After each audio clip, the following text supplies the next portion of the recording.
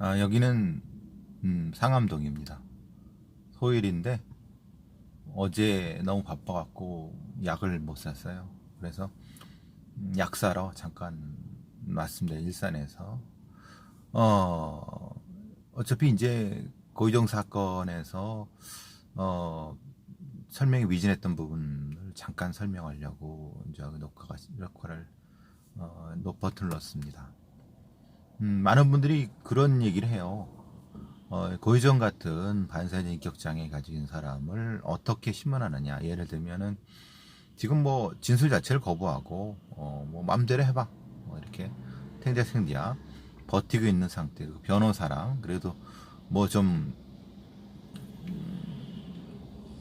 여러 가지로 변호사니까 좀 돈이 좀 있는 사람으로서 이렇게 변호사를 고용한 상태에서 진짜 미국 영화식의 그런 경우는 어떻게 하느냐 이런 걸 말씀하시는 분들이 있어요. 뭐 흔히 말하는 물리적인 힘을 가해서 자백을 얻는다. 그건 뭐 절대 해서도 안 되는 거고, 그건 법의 문제가 아니라 흔히 말하는 물리적 고문이 실제로 그러니까 이제 어떤 자백에 이득이 있다. 그건 사실 그렇지 않습니다. 왜냐하면은 원하는 대로 불러주기 때문에 오히려 제대로 된 정보를 얻을 수가 없습니다. 그래서 이제 애초에 그런 건 배제하고 있을 수도 없는 일이고, 다만 사이코패스를 연구한 프로파일러들이라든가 이전에 범죄학자들이 내 어떤 사례 연구, 심리적인 어떤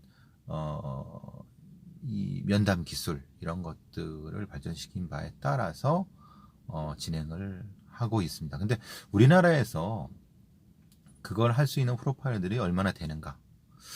뭐 몇 손가락 뽑고 실제로 그것은 할 수 있는 역량의 문제가 아니라 제도적인 문제. 흔히 말하는 권한을 주지 않는. 거기서 문제가 생겼을 때 윗사람들 빠져나가는. 그렇기 때문에 실제로 그 기술을 알고 있다 하더라도 책임 있게 쓸 수 없는 그런 상황일 수 있다는 거예요. 이 전제가 그렇습니다. 뭐 고유정이 사이코패스냐? 아직 모릅니다. 근데 저는 사이코패스 성향이 있다고 보고, 근데 사이코패스 성향의 유무에 상관없이 특정한 형태의 신문 기술은 이용을 할 수 있습니다. 그런데 사이코패스, 즉 반사의 인격 장애와 다른 뭐 여러 가지 성격 장애가 겹쳐져 있는 사이코패스의 경우는 그런 형태의 이 자백 기술, 그러니까 인터로게이션이라고 하는 방법이 더 효과적으로 먹힐 수 있다라고 하는 겁니다. 예를 들면은 게리 리즈웨이라고 하는 그린리버 살인 사건, 공식적으로 48명의 성매매 여성을 이제 살해해서 사체를 유기했다고 하지만 실제로 한 90명이 넘는다는 얘기도 있고 그렇습니다. 거기서 동원된 방법이 기본적으로 여자 프로파일러한테 몸에 향수를 뿌리게 하고 그의 이 심리적 적대감을 줄이는 방식이 아주 기초적이지만은 실제로 이게 80년대 했던 방법입니다. 그때 이후로 사실은 여러 가지 면에서 많이 개발이 됐겠죠. 기본적인 아이디어는 그렇습니다. 아이디어는 특정한 형태의 사이코패스에도 유형이 있다. 그것은 그가 가지고 있는 성격장애적인 어떤 성격장애가 주요하게 들어가 있고, 그것이 이제 과거 자신의 경험, 즉 가족적 아니면 사회적 아니면 교육적인 경험에 따라서 형성된, 그렇지만은 기본적으로 본인이 반응하는 자극, 각성 포인트라고 하는 어라우절 포인트를 찾는 것이 가장 제1 과제입니다. 즉 말하면 게리 리즈웨이는 시체에다가 썩은 생선을 올려놓고, 자기가 죽인 여성의 그 외에 또 뭐 어떤 이 냄새나는 통조림도 올려놓고 그랬어요. 그래서 왜 그걸 그렇게 놨을까라고 하는 것을 이 추정해 보다 보니까 이 사람은 이 상대방에 대한 냄새, 그러니까 좀 이게 이 더러운이라고 표현하는 것 자체, 아니면 좀 나한테 좀 버려야 될 것, 나한테 좀 이 적대적인 어떤 대상을 냄새라는 어떤 추상된 그러니까 구체적인 물체로 대치했다는 거예요.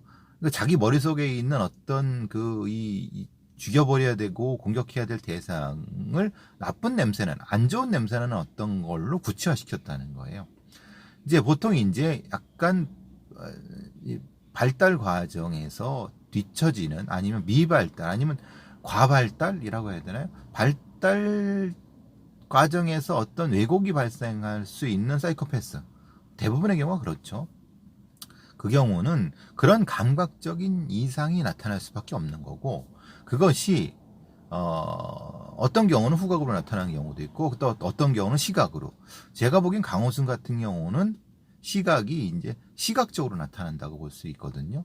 즉 말하자면 강호순의 피해자를 선정할 때 특정한 실루엣, 삼각형이라든가 원형이라든가 이런 것, 그러니까 그게 각성 포인트라는 거예요. 그렇다고 하면은 어떤 특정한 범죄자가 사이코패스 성향을 가지고 있다고 전제하고, 그의 각성 포인트가 어느 정도일까, 어떤 것일까, 어떤 감각적일 것인가를 추정해내고, 그 추정에 따라서 신문 전략을 가져간다는 거죠. 그러면 고유정은 왜 그랬을까? 고유정이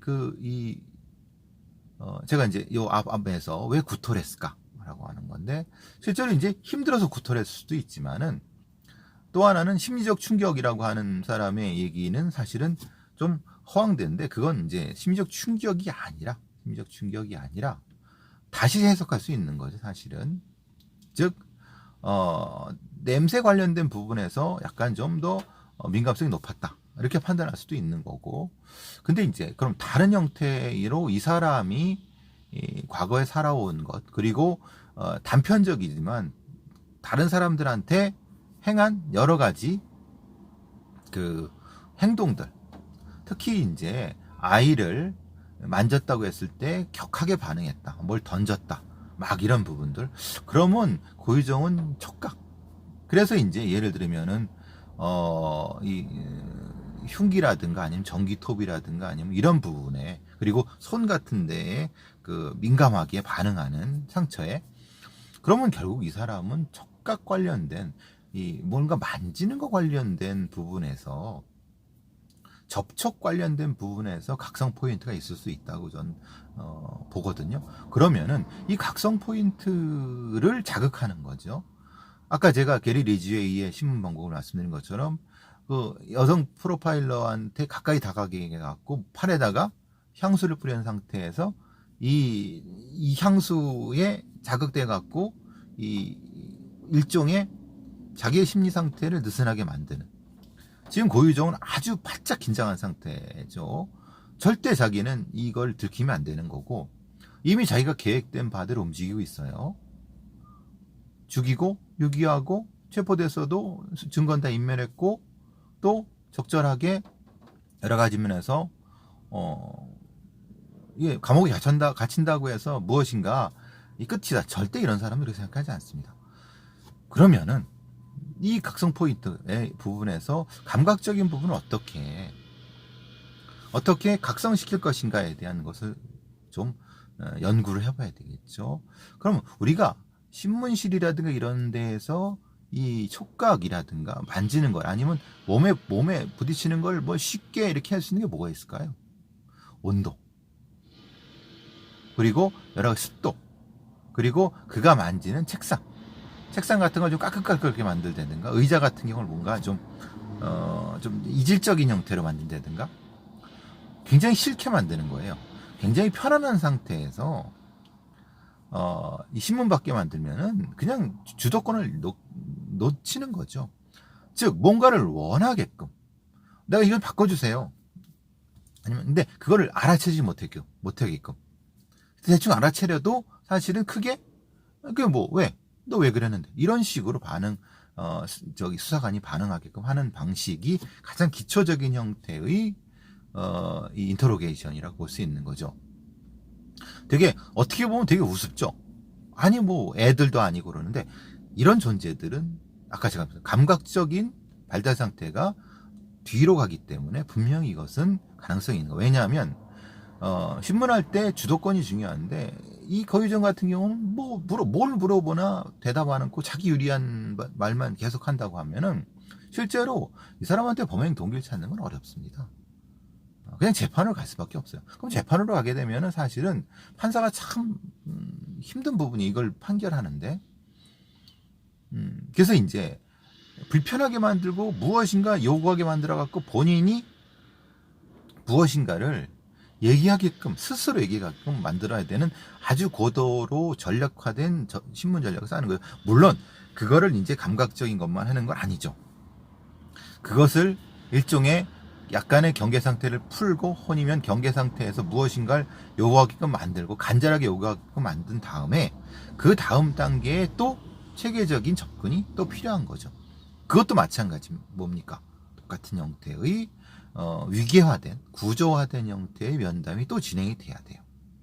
그런 순서를 밟아야 되는 거예요. 그건 아주 정교해야 되고, 거기에 대한 책임은 반드시 프로파일러가 져야 되고, 그 프로파일러가 책임을 지는 것에 주도권을 프로파일러가 수사팀 전체에서 가져야 되는 거예요. 그래서 이제 이런 강력 사건, 초강력 사건에서는 수사를 지휘하는 사람이 굉장히 중요하고, 초기부터 어떻게 그 수사 전략을 짜고 진행시킬 것인가에 대한 것이 중요하다는 거예요. 제가 좀 더 깊이 그 면담 전략에서 말씀을 드리려고 하지만 2단계 면담 전략은 노출되면 안 되는 부분이기 때문에 말씀드리기는 어렵고, 그건 또 실제로 현장에서 고의정과의 인터랙션 속에서 조정을 해야 될 부분이기 때문에 여기서는 조금 더 말씀드리기 좀 애매한 부분이 있습니다. 어쨌든 이건 뭐 한 5분 하려고 했는데 12분이 돼가네요. 자, 오늘 약탁구조 가서 다시 또 오늘 뭐 방송할 수 있으면 방송하겠습니다.